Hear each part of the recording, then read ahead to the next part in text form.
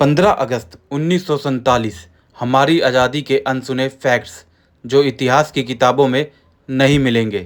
आज हम आपको बताएंगे हमारी आज़ादी के ऐसे अनसुने फैक्ट्स जिन्हें सुनने के बाद आपको 1947 का इतिहास एक अलग नज़रिए से दिखाई देगा। 15 अगस्त 1947 को भारत आज़ाद हुआ, लेकिन क्या आप जानते हैं कि आज़ादी के बाद भी भारतीय सेना के हाथ में कमान नहीं आई थी? आइए ऐसे ही अनसुने फैक्ट्स हम आपको बताते हैं। सबसे पहले बात करते हैं भारत के गवर्नर जनरल की। आज़ादी के बाद भी पहला गवर्नर जनरल भारतीय नहीं था, वह अंग्रेज था। उसका नाम था लॉर्ड लुईस माउंटबेटन। इन्होंने 15 अगस्त 1947 को स्वतंत्र भारत के पहले गवर्नर जनरल के रूप में पद संभाला था और ये 21 जून 1948 तक इस पद पर रहे, यानी कि आज़ादी के 10 महीने बाद तक भारत का संवैधानिक प्रमुख एक ब्रिटिश व्यक्ति था। भारत के पहले भारतीय गवर्नर जनरल का नाम है चक्रवर्ती राजगोपालाचारी, जिन्हें राजा जी के नाम से भी जाना जाता था। इन्होंने 21 जून 1948 को शपथ ली और ये 26 जनवरी 1950 तक भारत के गवर्नर जनरल रहे। ये स्वतंत्र भारत के पहले और आखिरी गवर्नर जनरल थे, क्योंकि 26 जनवरी 1950 को भारत रिपब्लिक बना और गवर्नर जनरल का पद समाप्त कर दिया गया। आइए दोस्तों, अब बात करते हैं भारतीय सेना के अनसुने फैक्ट्स की। और दोस्तों, सबसे पहले बात करेंगे भारतीय नेवी की। स्वतंत्र भारत का पहला commander in chief Indian navy का एक अंग्रेज था और उसका नाम था रियर एडमिरल जॉन टॉलबॉट सेविकनेक हॉल, यानी JTS हॉल। इन्होंने 15 अगस्त 1947 को इंडियन नेवी के कमांडर इन चीफ के रूप में पद संभाला और 20 जून 1948 तक इस पद पर रहे। और ये कहानी यहीं ख़त्म नहीं होती। हॉल के बाद सर विलियम एडवर्ड पेरी आए, फिर sir Carl Thomas Mark PG आए और उसके बाद vice admiral sir Stephen of Carey आए। यानी भारत की आज़ादी के बाद भी नौसेना की सर्वोच्च कमान लगातार ब्रिटिश अधिकारियों के पास रही और आखिरकार आज़ादी के लगभग 11 साल बाद 22 अप्रैल 1958 को भारतीय वाइस एडमिरल रामदास खत्री ने कमान संभाली और ये बने स्वतंत्र भारत के पहले भारतीय chief of the naval staff. इसका मतलब है कि स्वतंत्र होने के 11 साल बाद तक भारत का नेवी चीफ अंग्रेज था और भारत को अपना पहला भारतीय नेवी चीफ मिलने में 11 साल, हाँ जी, लगभग 11 साल लग गए।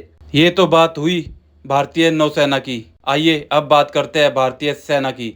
आज़ादी के समय भारतीय सेना की सर्वोच्च कमान भी किसी भारतीय के हाथ में नहीं आई थी।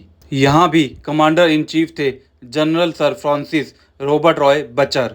और आज़ादी के लगभग 1.5 साल बाद 15 जनवरी 1949 को वो दिन आया जब एक भारतीय ने भारतीय सेना की कमान संभाली और उनका नाम था जनरल KM करियप्पा, भारत के पहले भारतीय सेना प्रमुख। इस दिन जनरल KM करियप्पा ने जनरल सर FRR बचर से भारतीय सेना की कमान संभाली और इसी ऐतिहासिक घटना की याद में हर साल 15 जनवरी को आर्मी डे मनाया जाता है। दोस्तों, इंडियन नेवी और इंडियन आर्मी के बाद अब बात करते हैं इंडियन एयरफोर्स की। और यहाँ भी वही अनसुने फैक्ट्स है और आइए अब वही अनसुने फैक्ट्स हम आपको बताते हैं।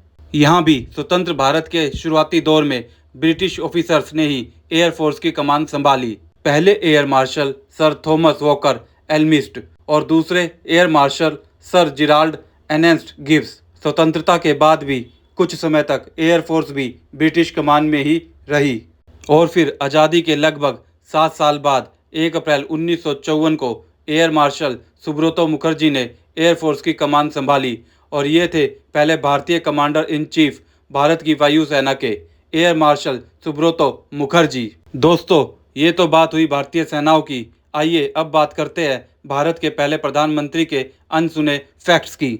तो दोस्तों, अनसुना फैक्ट ये है कि जब भारत के पहले प्रधानमंत्री ने शपथ ली थी तो उन्होंने प्रधानमंत्री पद की शपथ नहीं ली थी, बल्कि उन्होंने सिर्फ मंत्री पद की शपथ ली थी। और ऐसा क्यों हुआ था, आइए हम आपको बताते हैं इस अनसुने फैक्ट के पीछे की कहानी। दोस्तों, दरअसल 15 अगस्त 1947 को जब भारत आज़ाद हुआ, उस समय भारत आज की तरह एक रिपब्लिक नहीं था, बल्कि भारत एक डोमिनियन था। अब आप लोग सोच रहे होंगे कि डोमिनियन क्या होता है। आइए हम आपको बताते हैं कि डोमिनियन का अर्थ क्या होता है। दोस्तों, डोमिनियन का मतलब होता है ऐसा राष्ट्र जो ब्रिटिश साम्राज्य का हिस्सा तो होता है, लेकिन उसे आंतरिक मामलों में स्वशासन प्राप्त होता है। मतलब यानी उस देश को अपने कानून बनाने, अपनी सरकार चलाने और अपने आंतरिक मामलों को संभालने की पूरी आज़ादी होती है। लेकिन विदेश नीति, रक्षा और कुछ खास मामलों में वह ब्रिटेन के अधीन रहता है। दोस्तों, 26 जनवरी 1950 को भारत गणराज्य बना, परंतु तब भी जवाहरलाल नेहरू जी ने प्रधानमंत्री पद और गोपनीयता की शपथ नहीं ली, क्योंकि तब तक चुनाव नहीं हुए थे। जवाहरलाल नेहरू जी भारतीय जनता द्वारा चुने गए प्रधानमंत्री नहीं थे, बल्कि उन्हें ब्रिटिश सरकार द्वारा बनाया गया था। जवाहरलाल नेहरू जी ने पहली बार बाकायदा प्रधानमंत्री पद और गोपनीयता की शपथ 13 अप्रैल 1952 को ली थी।